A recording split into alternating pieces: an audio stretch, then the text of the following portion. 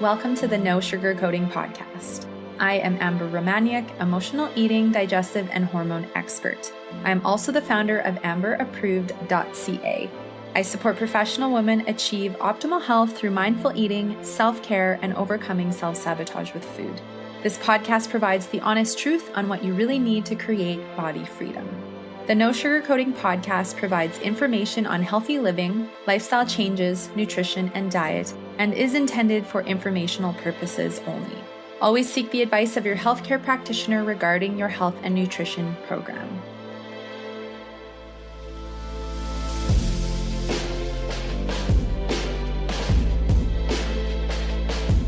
Hello, everybody. Happy episode 172. This week, I am talking about exploring why you feel stuck with your health, discovering how analytical thinking prevents body connection, and learning how to listen to your body. I'm going to dive right into the show notes because I have a few wonderful things to share, and I want to dive into today's episode because I just love these topics and there's so much empowering information that I want to share. So the show notes for today's episode can be found at amberapproved.ca/podcast/172. Just a friendly reminder to subscribe to the No Sugarcoating Podcast on all podcast apps. As well, you can click the link in the show notes or you can listen to all episodes at amberapproved.ca/podcast. I am doing a worldwide giveaway. So excited about this. So thank you for everyone who has already entered. Well, what do you win in this worldwide giveaway, you may be wondering? Well, you win a copy of my Amber Approved cookbook with 65 gluten, dairy, and refined sugar-free recipes. You also win some of my favorite health products, including Botanica chocolate greens and a pair of my favorite slipper cozy socks. They're so amazing. Maybe unless you live in a really hot place, but I feel like even still, they'd probably be really cozy days to wear them. So how do you enter? Well, you do so by leaving a review for the podcast. Share what you're learning by listening. Share how the podcast has inspired you or helps you with your health journey or your relationship with food. I'm going to share right now how to leave a review just so you know how to do that. So if you want to leave a review to enter the giveaway and support the podcast, you can do so on your phone or computer by going to podcasts and searching for the No Sugarcoating Podcast. Even if you're already subscribed, this is how you'll need to find the show. Once you're on my main page, you can click on reviews and write a review, which will be in purple. As well as a bonus, if you want to give me a 5-star rating, please do. You can also go to amberapproved.ca/review and it will take you to the page where you can follow the steps that I have just shared. Please email me at nosugarcoatingpodcast@gmail.com to share the username under which you left the review, as well as which country you're in, just so I know where you're coming from and then I can add you in. And bonus entries for anyone who shares about my podcast on social media and tags at Amber Romaniuk, as this is also a great way to enter the giveaway if you've already left a review and you want to be able to participate. So again, it's a worldwide review. The winner will be announced in episode 175, so you still have some time to enter. Good luck. Is emotional eating holding you back from creating more success in your business or career? Is emotional eating or weight ups and downs holding you back from being open to love? Is emotional eating or struggling with weight, low energy, digestive issues having you just feeling like you want to isolate, stay at home, and not live your life to the fullest? I often find people let their health symptoms or their emotional relationship with food or weight hold them back from really living their fullest lives. And I really think it's time to take a different approach. So what if you learned how to understand why you're having the symptoms that you do? What if you were free of your food fears and emotional eating and actually nourish your body to support your health? What if you loved the way you look in your body? And what if you love the way you're feeling in your body? These things are all possible to achieve, and to support your self-love journey, I'm offering a self-love coaching sale and a savings on my 6-month and 1-year coaching programs to support you with a unique approach with your health, your body image, and your relationship with food. So you can email me at info@amberapproved.ca with the subject line coaching sale to book your 30-minute body freedom call. Here we can connect and explore what is possible for you and your health by taking a different approach. We can acknowledge where you're struggling and how getting a deeper level of support will have a profound impact on every area of life. Take a moment and think of what could be possible if you had freedom over emotional eating, if you learned how to love and feel safe in the body that you live in, to be free of your digestive discomforts and bloating, to have more energy, and to really know how to listen to your body and give her what she is asking for. Again, you can email me at info@amberapproved.ca with the subject line coaching sale, and I look forward to connecting with you. If you're wondering if you're struggling with emotional eating, you can take my emotional eating quiz at amberapproved.ca, as well I have an emotional eating video series. So both the links are in the show notes, so you can click right through. Definitely great gifts for you to explore to see where you are at with those things. And last but not least, make sure you're following me at Amber Romaniuk on Instagram, as this is where I share a lot of health tips, emotional eating, inspiration, recipes, Instagram stories, and lives. And I'm so excited because I'm going to be sharing some really great new content transitioning into March. So I'm really excited to share that all with you. If you have questions, you can submit them at nosugarcoatingpodcast@gmail.com. I just please ask that questions are no more than 150 words in length, as health histories need more support and one-on-one coaching would definitely be a better fit. And if you're finding a specific eating style isn't working for you, you're struggling with emotional eating, food addiction, digestive issues, inflammation, hormone imbalances, you continue to be your last priority, and so you're struggling with self-care, your weight is a roller coaster ride, and you are ready for something different, well, you're in the right place, because I am diving into all the habits and mindsets to set you on a different path. Amber Approved offers private coaching for hormonal imbalances, weight loss and digestive issues, emotional eating, and more. Contact Amber at amberapproved.ca to book your 30-minute complimentary consultation today.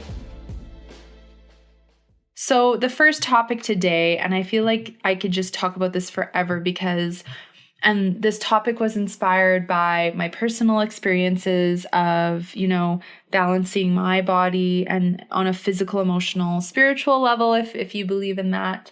This is also about the power of the mind and what's possible when we open up past our analytical mind and what we read and what is fact, and anything outside of fact that is not accurate should not be believed. I really don't believe in that, and I think that is a limiting space to be in, and I think anything is possible if we are open and we open our minds up to that and open up to trying different things. And that's why I think the diet and fitness industry is very limiting, because they have kind of a one-shot focus and it doesn't address the underlying, emotional or self-care or body image or those other things that I think are so important to also address, as well as the way someone is eating and the way someone is moving and how those things are impacting their health and well-being. So the first topic today is exploring why you feel stuck with your health.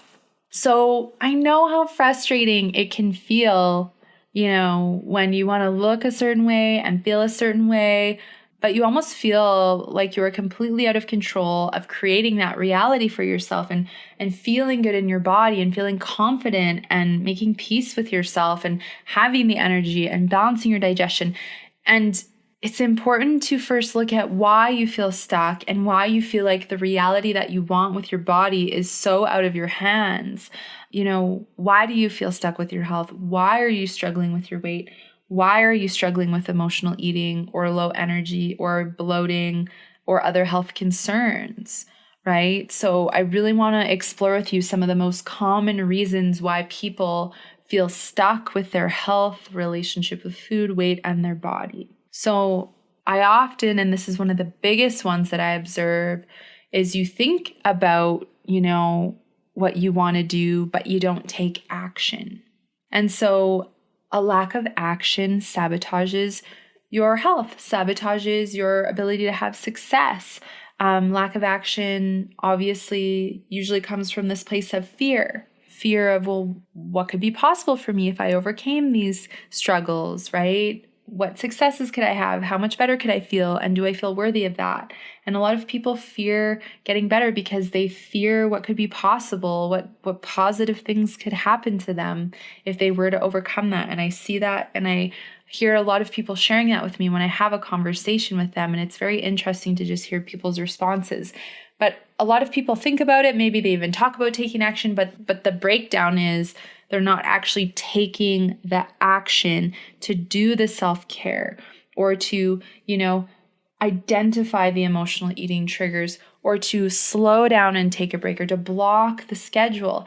And so nothing really changes if you just think about it, but you're not taking the action. And that will just create a feeling of being stuck, and the rut can get deeper and the symptoms don't get better. In fact, they normally get worse. And that can just have you feeling overwhelmed and angry and frustrated with your body. And those are not good things to feel. And that, I think, really has a negative impact on your current state of health. Another common thing that I hear people say that I think contributes to feeling stuck is, well, I know what to do. It's just that I'm not doing it. And I find that this partially can be like the ego, the self-sabotaging mindset, because the ego goes, you know how to eat healthy. You know how to exercise. It's just that, yeah, it's hard to get into the groove, or I get in the groove and then I fall out of it. And the perfectionist mindset can feel that you have to be doing it perfectly every day, all the time. And that can get overwhelming. I often find I know what I need to do is just that I am not doing it can be a big story or excuse that gets in the way of people actually moving forward to get support. Because again, the ego doesn't want you to get help. The self-sabotaging mindset does not want you to move forward and have success and get healthy, because that means the ego is not in power anymore. That means you are in power. And that's a very exciting thing, right? That is so exciting, but can also be uncomfortable, scary, unfamiliar, especially if you don't feel worthy that you can have your health and a healthy relationship with food and a healthy body image and have all of these good things happen to you if you're not feeling worthy. But yes, I hear that all the time. And this also comes back to a lack of action, right? Or that you know what you need to do, but you keep trying the same things over and over and it keeps giving you the same result, and it's driving you crazy because you're not getting the results that you desire, but you just continue to take the same approach. So if it's the same diet approach or the same exercise regime, or you feel like you have to do extreme things with food, or you're struggling with emotional eating, but you're not trying to overcome the emotional eating, you're trying to use restriction to do so, those things can definitely block your ability to get unstuck, because we actually have to shift the approach. And as you've heard me talk about before, it's not about doing a diet to fix the emotional eating or doing another diet to lose the weight to feel good enough. We have to go inside and do the inner work, the deeper work on an emotional, physical level to really gain peace with our bodies. Another reason why people feel stuck with their health is because you're stuck in self-sabotaging habits like people pleasing, fear, perfectionism. A big one is fear of saying no and needing to prove your worth and overachieve. And all of this is doing for others, to show, to prove, in hopes of getting validation that you're good enough, you thrive off of making other people happy because internally you're not happy. This still comes down to this deeper level of feeling of not feeling worthy, not feeling good enough. Therefore, I need to overextend. I need to put all my energy into things for other people. And it costs you your health. It costs you your energy. I've seen people literally get to the point where they have to shut down businesses or quit their jobs because they have literally proven and overachieved and people pleased to the point where they are so sick that it is taking a huge expense on their health and well-being. That is a lot because of a core feeling of not feeling good enough. So it's like, instead of expending all that energy externally to give and prove and please and exhaust yourself more to get validation that isn't going to fulfill you, what would happen if you took that energy and you took that focus and you put it into yourself and your journey and taking a different approach? What if you stopped proving? What if you stopped feeling like you had to be perfect? What if you started to say no and yes to yourself, right? But this cycle eats up all of your free time, and therefore it's really difficult, and you probably don't end up having much, if any, time to take care of yourself. To do things like food prep, get enough sleep, drink enough water, nourish yourself through the day, or to check in with yourself, to do self-care and to use self-care to help you release your stressors, right? You don't have time to take the time to understand why you're emotionally eating and why you are struggling with the physical symptoms within your body that you are. And that could be things like cravings, being tired, being bloated, being moody, having lots of PMS symptoms, right? Like there's so many potential symptoms that could be fueled because you are people pleasing and trying to prove and be perfect, but you're not giving to yourself. Of course, you're going to feel stuck. You can only do so much. You only have so much time in a day. And that's where, I'll eventually get to the point where I talk more about balance. But I think it's very difficult to live a high quality of life and have optimal health and a healthy relationship with food if you are constantly giving and, essentially giving your energy to everyone else and everything else but yourself. I find another reason why people feel stuck with their health is stress. Stress levels are high. many things stress you out. And oftentimes I find for most people, your stress threshold becomes very small because you're stressed about so many things. So it's like the smallest thing could happen and it pushes you over the deep end. And then you're projecting on others and you're getting upset with others and you have a really short fuse. But you aren't doing anything to work through or relieve your stressors. Instead, you're numbing with food. You're shoving your emotions down with food. You're drinking, you're shopping, you're spending money you don't have, or you're taking it out on other people. Some people may even feel that they thrive off of stress because you're literally running on adrenaline, but then the adrenaline only lasts so long and then you crash and you feel exhausted and you find yourself living off of energy drinks and sugar and caffeine to survive through your day. And the key word here is survive. You're not living, you're surviving. And surviving is not living to your optimal. It's not optimal health. It's not empowering, and it's not you owning and taking responsibility to take care of yourself and make sure you're carving out that time. Because you can only survive for so long before your symptoms become worse and the emotional eating becomes worse and you gain more weight. And this impacts your work, your business, the way you show up in your career, the way you show up in your love life, your family life with friends and family, your happiness level, your abundance. It impacts every area of life.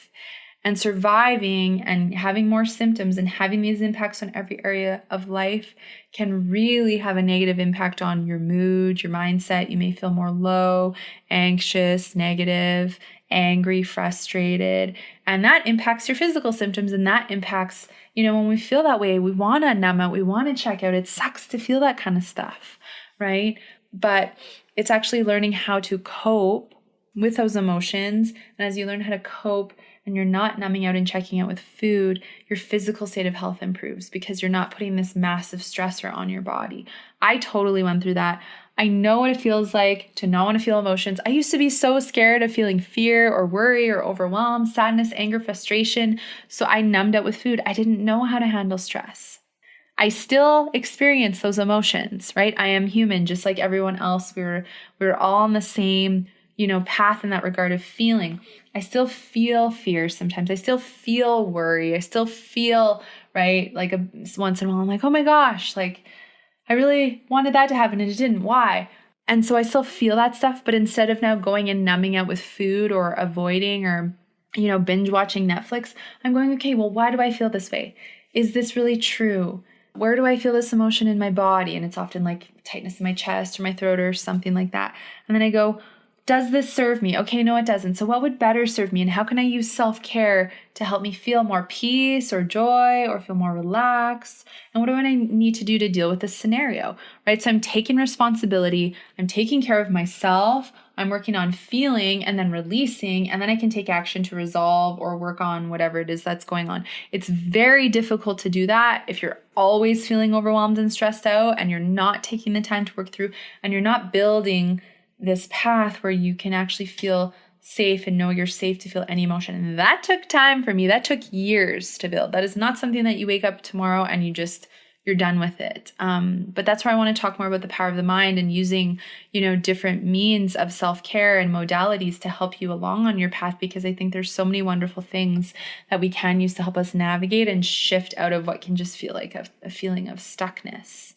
Another big reason why I feel people are stuck with their health journey is that, and I see this a lot, is people blame their struggles on everyone else. You blame your emotional eating on others. It's their fault that you got triggered to going to food.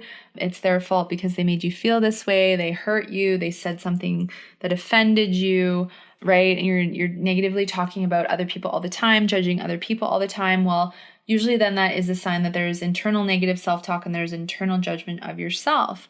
So it's almost like everyone else is at fault and I never am, but poor me, because negative things keep happening. And what I find is a more empowering place to go to is actually learning how I feel inside and how others make me react or triggered me to react, and owning and taking responsibility for myself and my insecurities and what triggers me and actually working through that.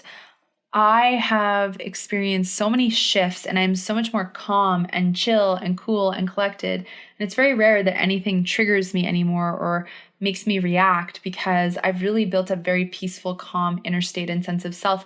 And I see this with my clients. They'll talk about, certain things that, in the beginning, they would have felt very overwhelmed and very negative and had a big reaction, and that would have created a lot of conflict. And now when those scenarios happen, it's like they barely blink an eye and they navigate through it and they use their self-care. And what's so cool about it is I have people sharing with me, my husband is noticing that I'm happier. My coworker is noticing that I'm a lot more at peace and I have more energy. This person is saying this and noticing this. And it's not that you need the other people to notice and say that they're noticing, but it's just so wonderful when you're doing this internal work, and then it's a ripple effect and it positively impacts other people around you. That is priceless, because it improves your relationships with others. It improves, your career, your success, your business. It improves your health, and you have a more enjoyable life and quality of life. And that is priceless. You cannot go to the store and buy a better quality of life pill in a bottle, but you can go inside and you can do the inner work. And that is what creates a different outcome in your life, because you are thinking a different way. You are perceiving life in a different way. You are responding instead of reacting. And that changes everything. Now, of course, we're all human. It's not about you have to just perfectly respond every time. Sometimes we're going to get mad. We're going to get angry. We're going to get frustrated. That's okay. But it's to recognize when you take it out on others and when you don't honor or take responsibility for yourselves. And blaming others really just keeps you stuck, because, in a transition, when you work on yourself and you relieve the stressors, your stress threshold gets bigger. And so not that you want to take on more stress, but you can just handle things more with ease. And you learn that you can set healthy boundaries and you can say no and you can ask for help and you can call the shots in your own life instead of you feeling that you need to live for other people. It's so empowering.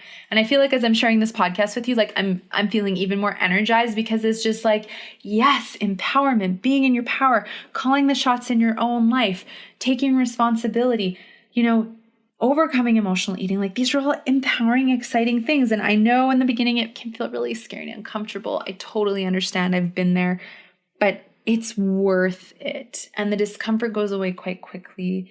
And no one ever regrets, trying a different approach, or when someone signs up with me, I've never had anyone say, oh, I wish I wouldn't have done that. Like, people are always like, I wish I would have done this sooner. I'm so glad that I made this decision. And it's so empowering to hear other people say that. Another sign that people are stuck is with their health, and this is a big one, is you don't believe it's possible that you could overcome your health struggles, your symptoms, emotional eating, let go of the weight, love yourself, because it's almost familiar and a comfort zone to sit in the suffering and to sit in all of that. As well, you may not feel like you're worthy. So the unfamiliar can feel yucky and uncomfortable, and thinking about, who would I be without my food addiction or emotional eating or using food to cope with life, that can be scary. But part of the beauty of overcoming emotional eating is that you get to fill that space and time and mental space with new habits, thoughts, interests, emotions, means of self-care, and ways to spend your time that uplift you, that energize you, that make you feel amazing. Right? Like, there's so much there. I so remember when I was trying to let go of what seemed like my best friend is food. And I'm like, well, what am I going to replace it with? It was scary. It was uncomfortable. I still went back to food a few times. But then I started to see that food was not my friend, in the sense of a coping mechanism. It was like, food nourishes my body, but I need to be my own friend. I need to be my own best friend when these kinds of scenarios come up where I need to take responsibility and deal with something. And then I don't want to hurt my body. If I'm my friend, I don't want to hurt my body by sabotaging with food, right?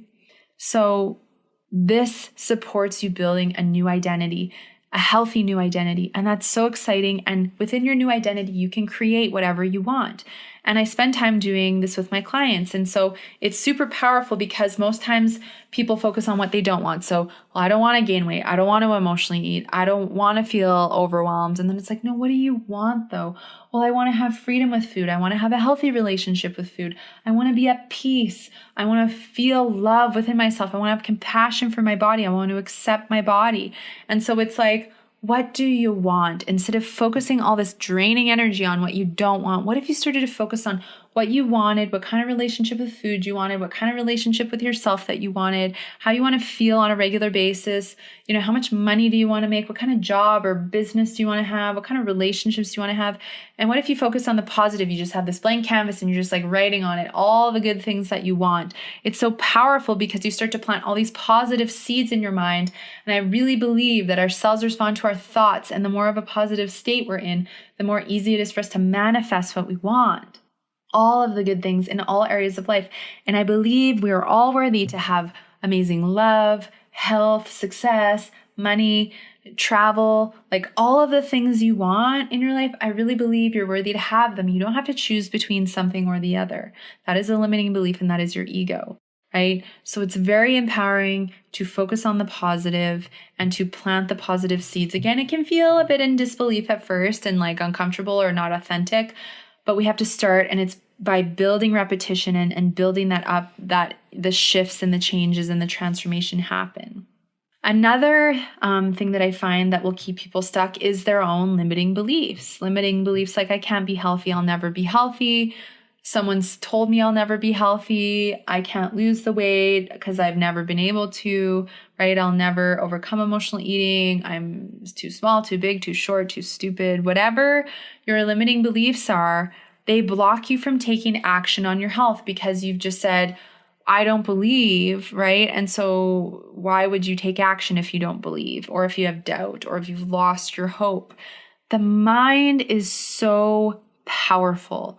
I really believe that the mind is where everything starts, in the sense of you feel a certain way about something and then you take an action. So let's say that you emotionally ate and you ate a pint of ice cream, and then you're panicking because you're like, oh my gosh, I'm frustrated now. What if I gain weight? So now from this space of panic and desperation and fear, you're like, I need to go and work out for 3 hours, or I need to go on a diet, or I need to restrict.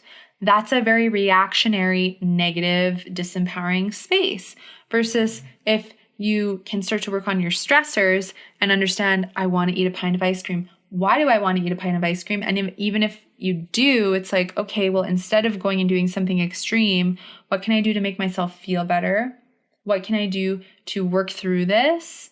And how can I forgive myself? And maybe actually it's time for me to get help, to get support, to overcome the emotional eating. If you've been struggling with emotional eating for years and years and years and years, and you're still thinking, I just need to try a different diet, or I know what I have to do, it's just that I'm not doing it, I would lovingly challenge you and invite you to book a 30-minute complimentary call, because if that worked, you wouldn't be struggling, right? If the diet worked, if the meal plan or the exercise plan alone worked, if a certain pill worked, you wouldn't still be struggling.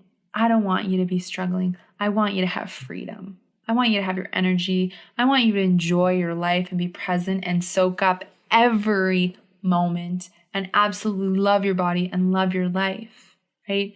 So we're taking the different approaches and identifying what here is allowing you to stay stuck, and what you want to do to shift it is so empowering. So as I've mentioned, the mind is very powerful, and learning to understand your own limiting and negative beliefs and thoughts, and choosing to feel more empowered and positive beliefs, even if you don't believe it at first, it changes the way you take action and the way you think and the way your body responds and the way that you live. And that is so empowering.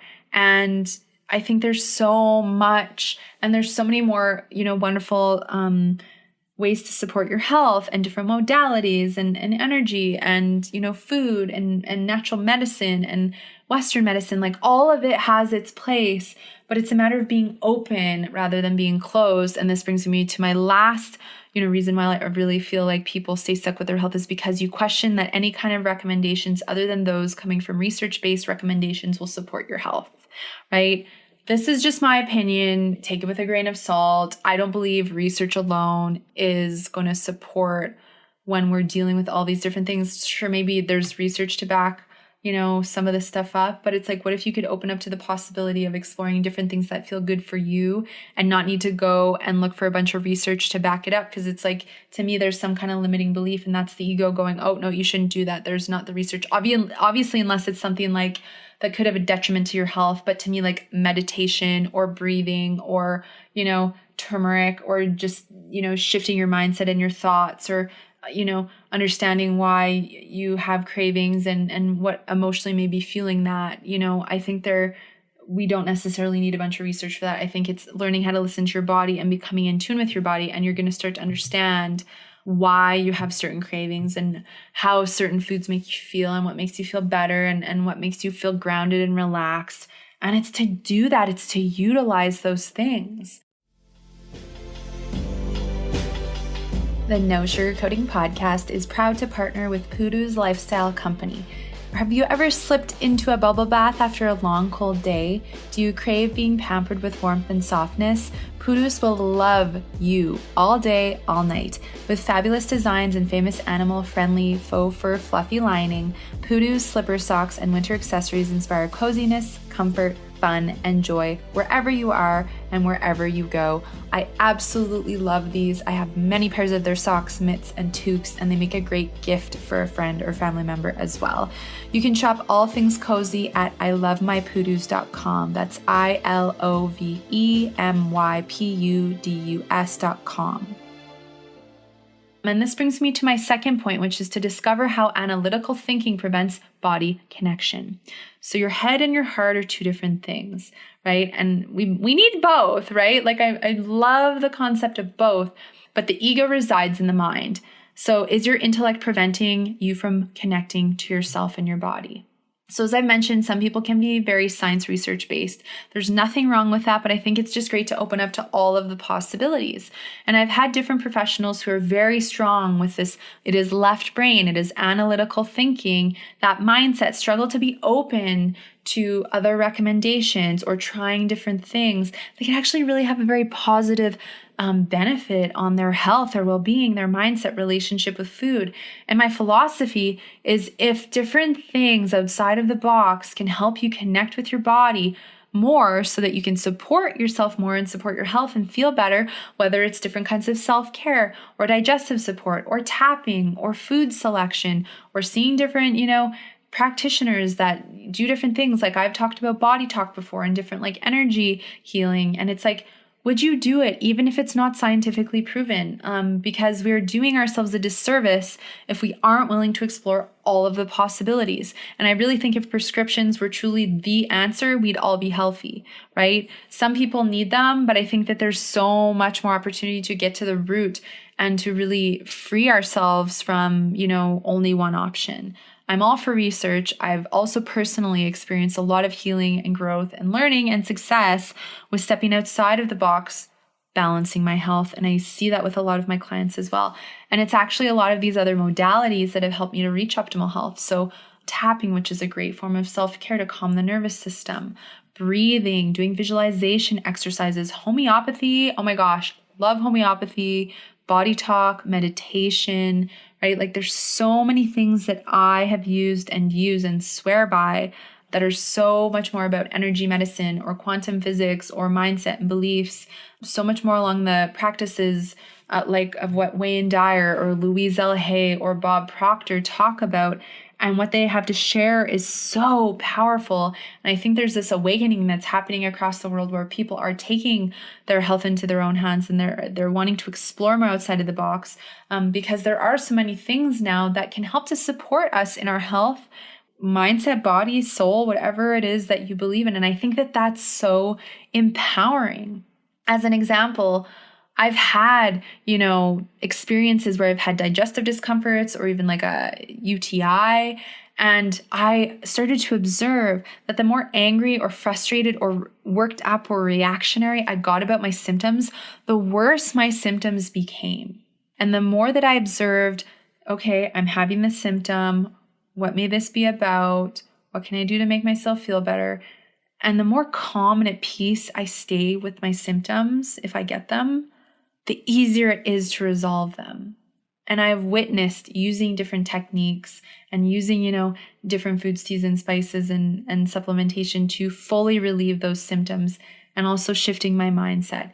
I really believe in the power of the mind and the power of our thoughts and, that using different methods to overcome emotional eating and taking the time to honor and care for your body is so important. And I'm not opposed to traditional supports of health. I think there's room for everything. I think that the analytical mind can get in the way of someone having a fully open mind and to what can be possible, to opening up and, having the outcomes and the breakthroughs that you want with your health and your well-being and your mindset and your relationship with food. So I think it's important to honor the analytical mind, but also know that the ego resides more in that analytical mind, and the ego is the self-sabotaging mindset. And so we want to explore if it's like the ego and if there's any fear around trying, different things, of course, that are safe, and or if it's like, you know what, I don't think this is for me. And that's totally okay. Everything isn't for everybody, but the beauty is there's so many different things to support so many different people. And that is empowering. I mean, in the beginning of my journey, I really would have questioned a lot of what I personally practice and like with my self-care and like a lot of the ways that I honor my body. And my ego did not want me to believe, that this kind of transformation was possible. And same with my clients in the beginning. Like they're like, I'll believe it when I see it that, I'll be over emotional eating, or that I won't have cravings, or that I could possibly ever get rid of this symptom. Like I've had people who have had digestive issues for years and years, and they come to me in a couple of months, it's all resolved. And it's not just, the food recommendations, it's that they're willing and open to shift their mindset and take a different approach. And it's so empowering to see how the body responds to both, the changes with nutrition and lifestyle and overcoming emotional eating, but also the changes with the mind. The more at peace the mind, the more at peace the body will be. I really, really believe in that. So, there's all these breakthroughs that happen with self-worth and self-love and physical symptoms going away, old injuries healing, and so many wonderful like bonus things happening that we didn't even plan on really, great if something positive happens, but we'll see what happens.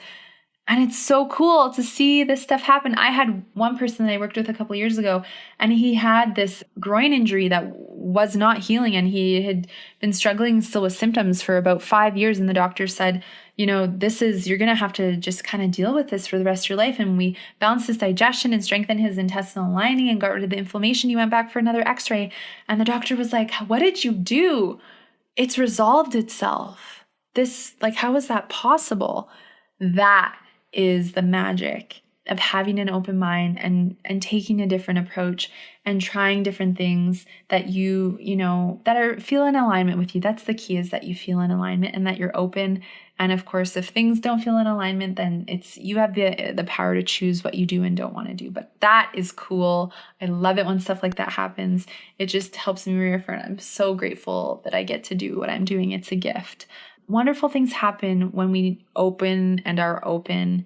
So keep that in mind, that we can utilize all these different things, and that is a gift. So my last point is learning how to listen to your body. So I'm going to just walk you through a bit of an exercise and then share some questions and, some different ways that you can start to listen to your body. The first step is you have to be willing to carve out the time. Block off time in your schedule. Schedule self-care breaks. Take evening or morning or both times of self-care, and stop and breathe. Take a few deep breaths. Become present with your body. Feel in your body. Where do I feel pain or discomfort or bloating? Am I retaining water? Am I feeling a tightness in my chest? And reflect on your day. What kind of stressors have I had? What have I eaten that may be contributing? Did I sleep well? Do I need water? What do I need? Right? Am I feeling triggered to go to food? And as you eat, become aware of if you're feeling any bloating or pain happen. Are you stressed out? Again, there's so many things we can do if we just slow down and we actually take the time to check in and listen to the body. If we're rushing and we're multitasking and we're ungrounded and we're so flustered, it's very hard to become in tune. We've got to be willing to take the time. So that means we got to be willing to overcome the people-pleasing mindset and the overachieving so that you can carve out the time, because those things will really block you from connecting with your body. So working on those mindsets and getting support to overcome those kinds of things can be very empowering. So that's what I would encourage you to do. I hope you've enjoyed today's episode. It's been an absolute pleasure to share with you guys today. I'm so grateful for everyone who listens and downloads and shares this podcast with their friends and their family members and their coworkers. Thank you so much. I'm so grateful for all of you. If you are loving what you hear, make sure you share with a friend or a family member. And of course, as I always say, there's no better time than the present to take action on your health, so take action now. The show notes for today's episode can be found at amberapproved.ca/podcast/172. Have a wonderful day, a great week, and I will look very forward to sharing again with you next Sunday.